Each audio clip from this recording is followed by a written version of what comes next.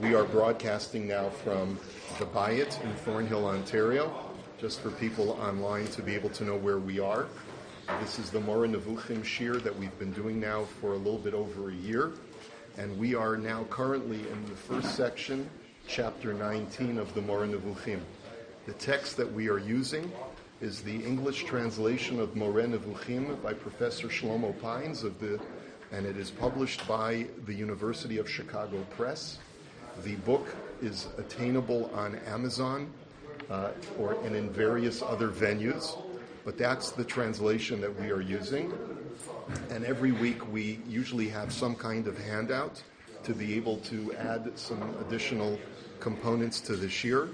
Those handouts are posted usually every week on the Facebook group Shiur in Moreh Nevukhim.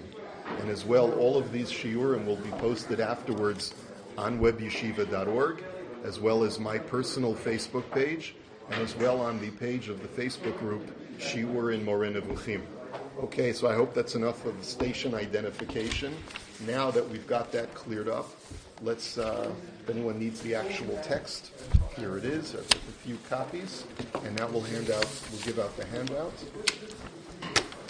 I don't believe that this is up yet on the shir in Moreh Nevukhim, but we will post it right after the shir. I'm sorry for not having posted it earlier.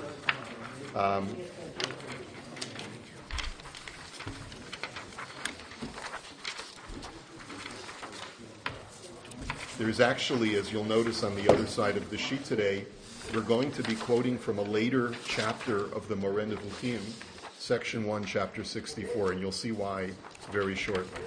Let us get our hemshech, let us get our continuity from the previous chapters. We're up to chapter 19 today. In the Moreh Nevukhim text, it's on page 45. In chapter 17, we saw that the Rambam engaged in a very short discussion of Chomer and Tzura, of matter and form, where he discussed the idea that the entire world, at least according to Aristotelian science, is comprised of a combination of matter and form, and that even though form infuses matter and gives it substance, gives it a sense of shape and all of its features, there is an ultimate form above all form, and that is God himself. God is the tzur of the tzura. And because of that, there is an immediate association that can be made in one's mind between God and the physical universe. And therefore, the Rambam in chapter 18, which we studied last week, was very careful to cite a number of verbs which, when used in physical terms, talk about proximity, or coming close to something, or coming in contact with something. When those verbs are used in the context of Hashem, or of having a prophetic experience of closeness to God, it does not mean that one can come spatially or physically close to Hashem, because God does not occupy any physical space.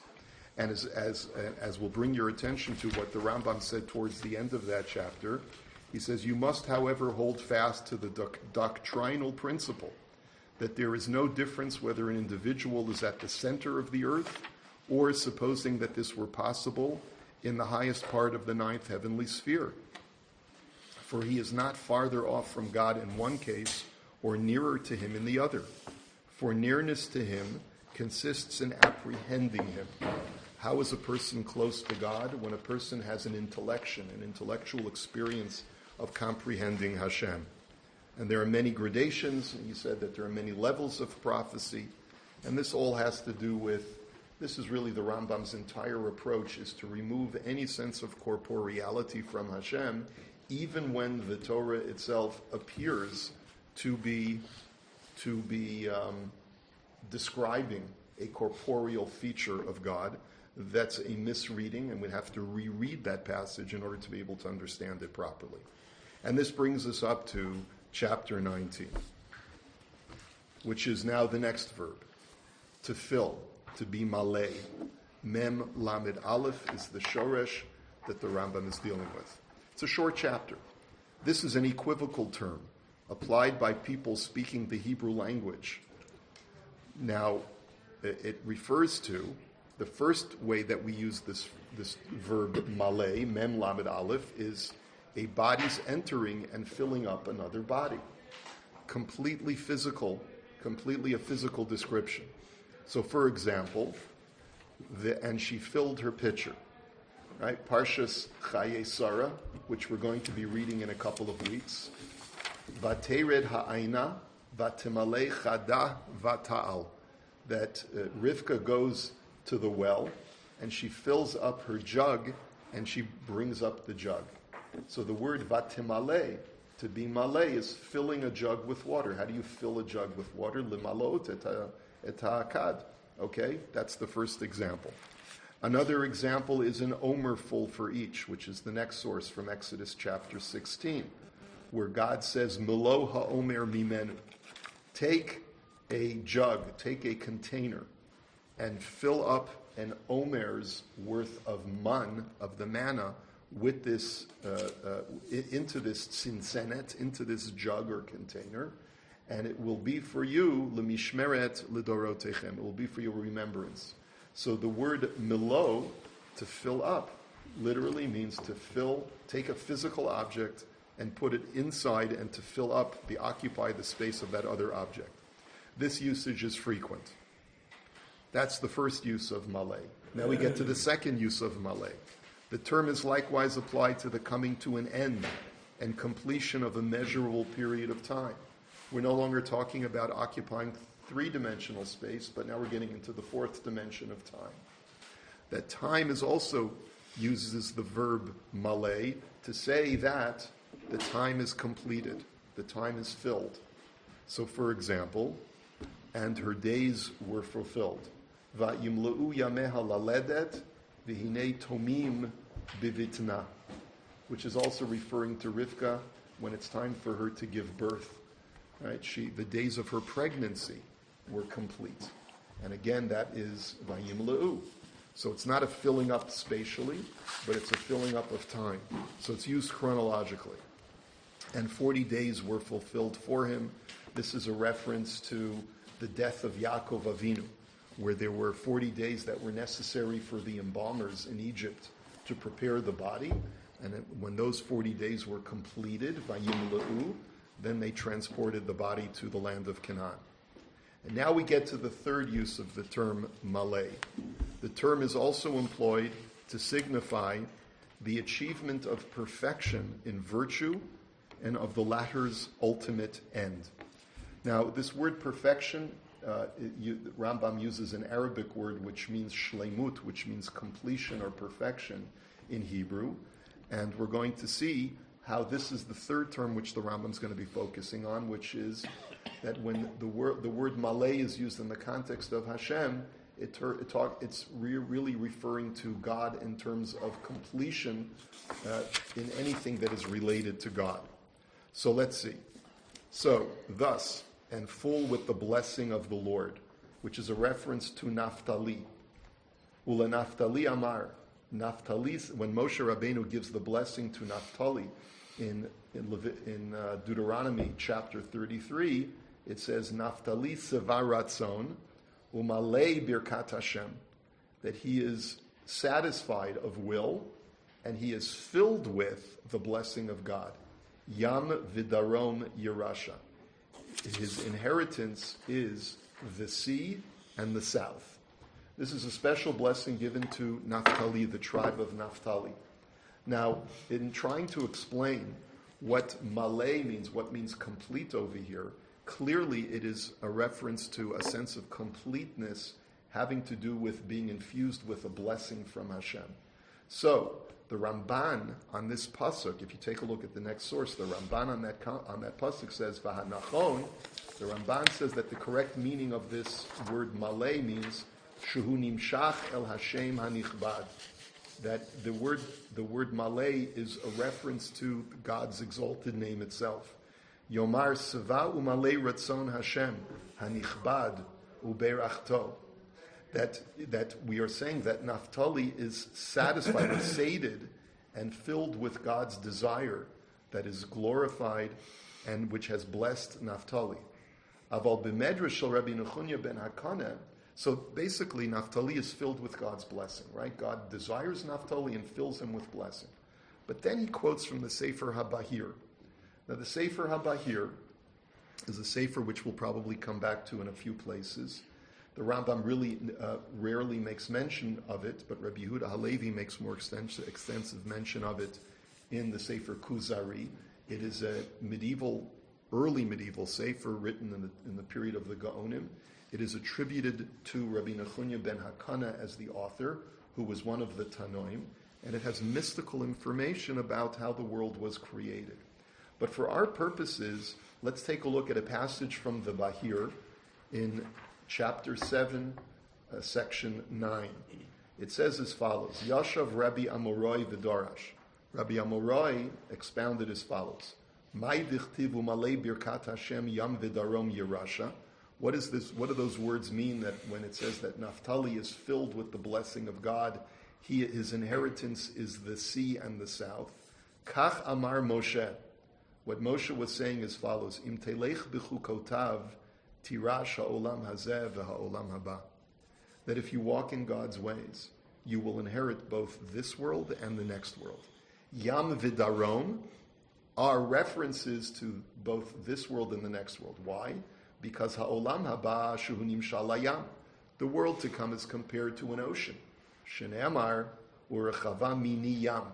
As it says in the book of Job, in a reference to the world to come, this heavenly, the celestial existence is wider than the ocean is vast.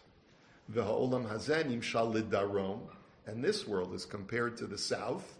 Shene'amar ki eretz hanegev nitatani umitargaminan are ara deroma. Because in Sefer Yehoshua, it makes reference to the southern land, the Negev.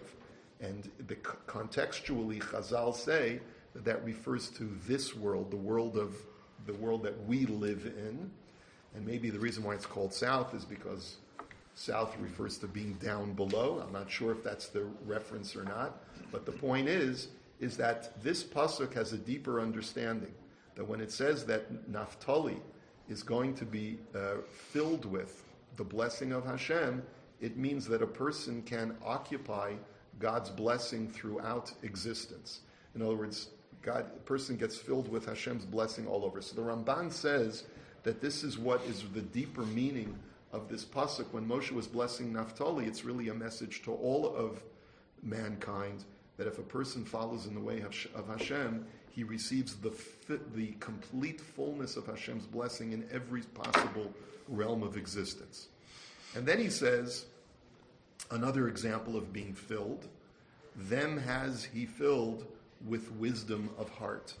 And what is that a reference to? That's from Sefer Shemos, that milei otam chochmat lev, that God filled them, referring to Bitzalel and Oholiav, the architects and builders of the Mishkan, he filled them with a wisdom of the heart. So again, being filled is not spatial, it's not chronological, but it's being filled with a sense of perfection. He was filled with wisdom and understanding and skill. This is a reference to Hiram, who was the architect of King Solomon's temple. Hiram of Tyre, who was the architect. Everyone needs a good architect, so this was the architect that Shlomo HaMelech used. And he too was filled with a wisdom and understanding and skill. It says, Vayimalei et ha-chochma ve'et ha-tevuna ve'et ha-da'at. He was filled with wisdom and understanding and knowledge. La'asot kol melacha, to do all of the work that was required, especially with the copper work. Okay. And finally, he was filled with wisdom and understanding. I'm sorry. Now we go on to, it is in this sense it says, Melo chol haaretz kevodo. In this sense, when we talk about the word malay as being a sense of completion, that's why the Torah says the whole earth is filled with his glory. It's not the Torah, it's Sefer Yeshaya, Isaiah. It says that when describing the celestial angels, the seraphim, and it talks about how they behave in the celestial realm, it says, V'kara ze el ze v'yamar. Each angel calls out to the other, granting each other permission to go first, which is we learn derech eretz from the angels, and they say, Kadosh, Kadosh, Kadosh, Hashem, holy, holy, holy is God. Milo chol haaretz kivodo, the whole world is filled with His glory. And as we know from Targum Yonatan, which we actually have as part of our prayers in the Uvalet Zion prayer that we say during Shacharit, Targum Yonatan says, once again, this idea of being filled is a reference to being filled in all realms of existence, both Olam Hazeh and Olam Haba. As a matter of fact, the reason why the angels say holy, holy, holy 3 times, Targum Yonatan states as follows. Just skip down to where it says Targum Yonatan. It says, Umekablin dein min dein ve'amrin, Kadish bishmei meroma ila'a beit shechintei, that the angels get permission from each other to recite the words, and they say, Kadosh, first time God says, they say Kadosh, is bishmei meroma ila'a, in the higher celestial realm of God. Kadish al-ara, ovad givortei. The second time they say Kadosh is to represent the fact that God is holy down on this world, which He has created. And the third time they say Kadosh is Kadish le'olam ulolmei olmaya.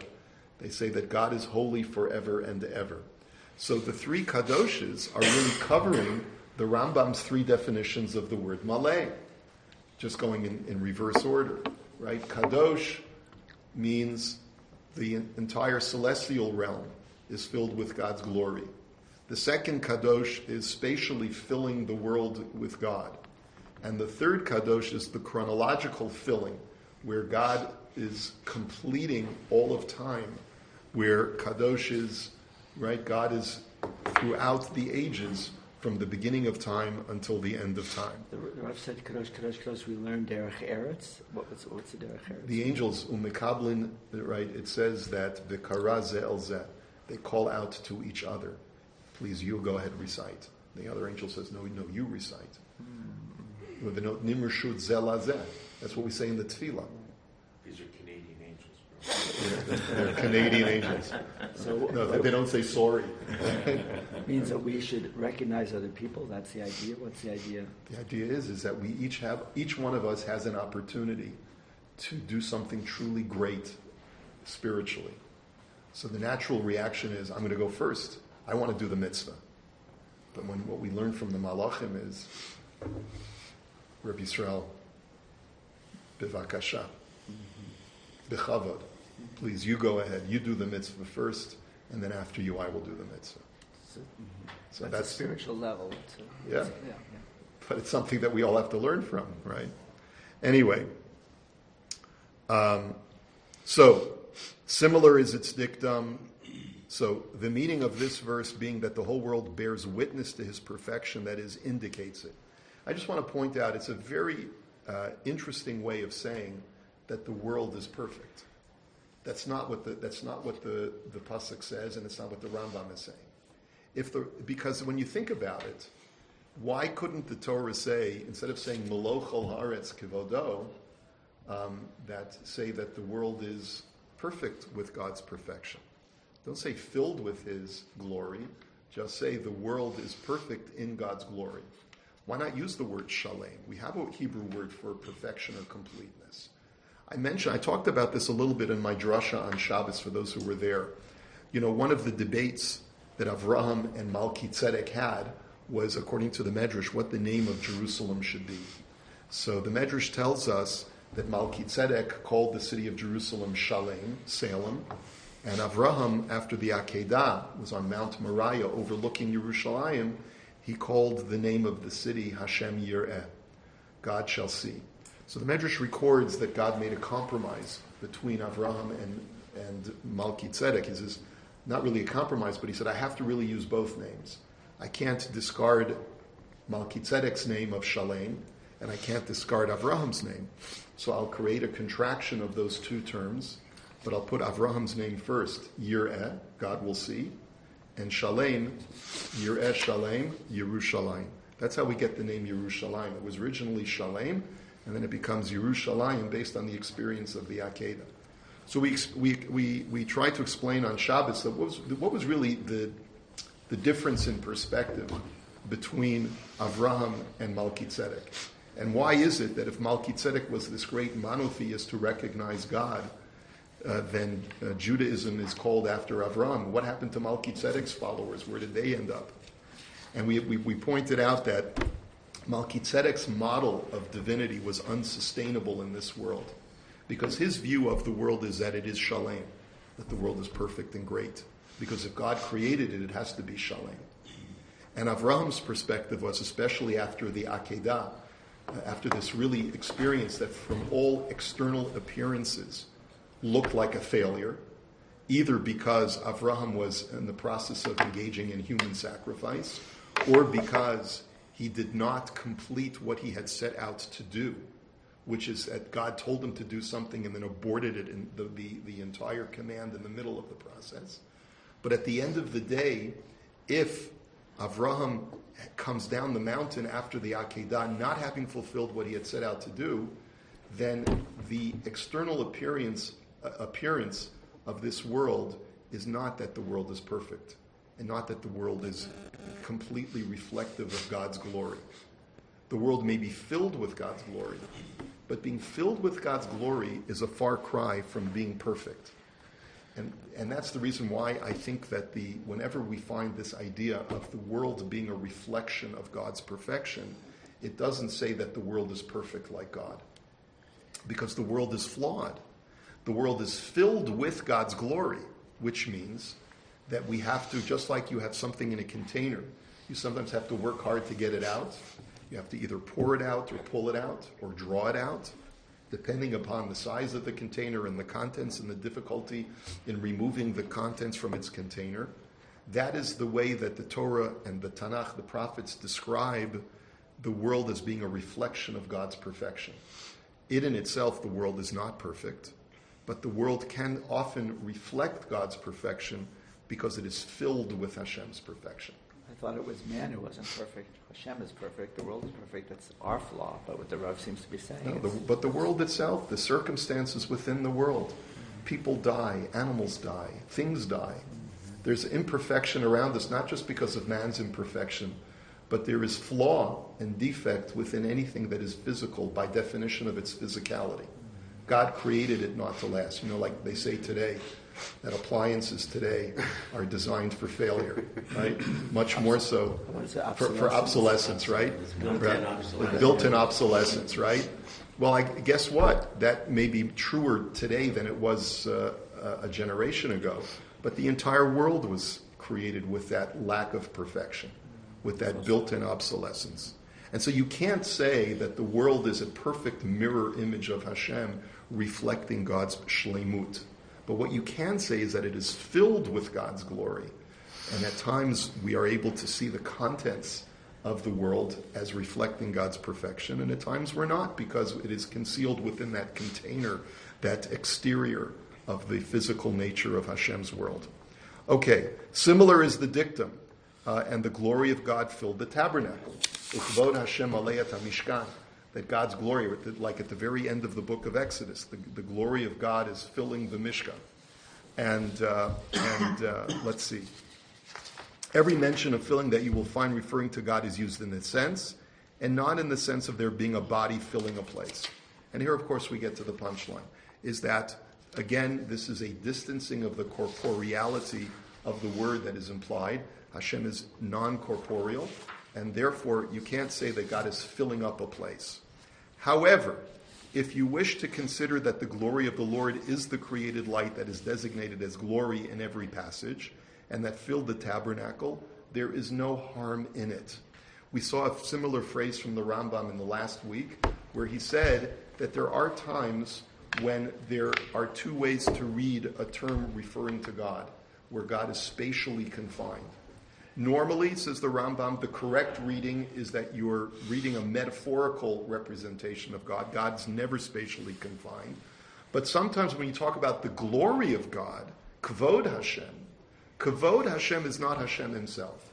And therefore, Kvod Hashem can be a created substance that God created to represent his honor, to honor a place.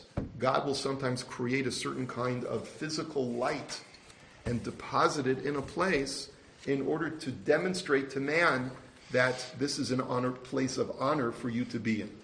Perfect example is the burning bush, where God manifests himself in a bush.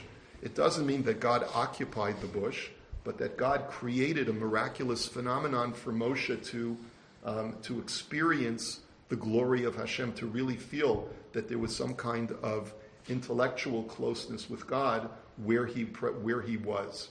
Hashem, there are Meforshim who say that is precisely what Hashem created when he allowed a cloud to fill the Mishkan. When it says, Ukvod Hashem alei Mishkan, the glory of God was filled the Mishkan, the Rambam says that doesn't literally mean that God was spatially occupying the Mishkan. If, however, you prefer for it to mean that the light that God created and deposited in the Mishkan is what the words Kvod Hashem means, no harm, no foul.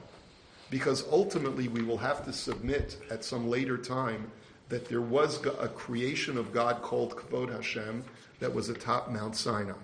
Whether or not that is the same created light that was in the Mishkan or not, the Rambam says, I prefer to read it as not a spatial occupation of anything that God created. I mean, rather what it means is that the Mishkan represented God's perfection because God was discernible in that place intellectually.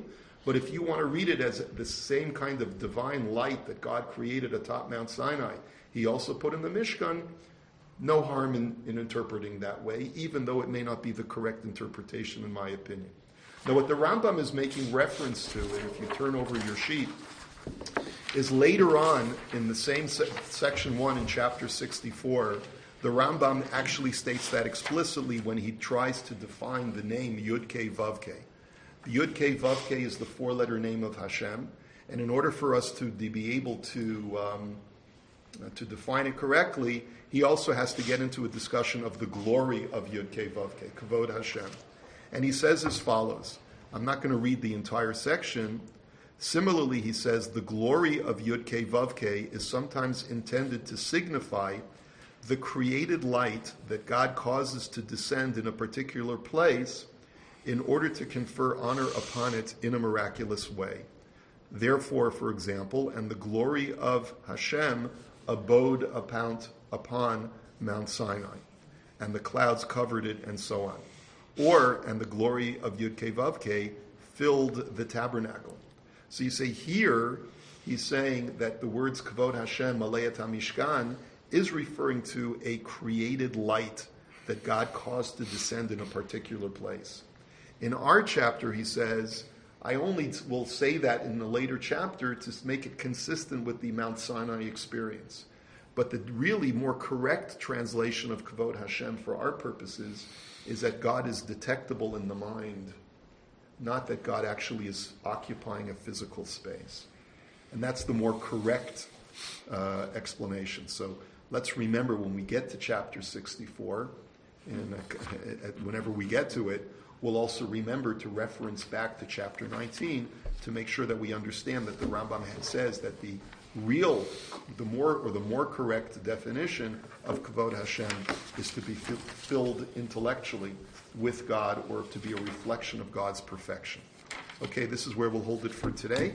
Any comments or questions? I find it hard to believe that the Rambam was really worried about people who would think that the word filled means a corporeal body in reference to God actually coming down and filling a space.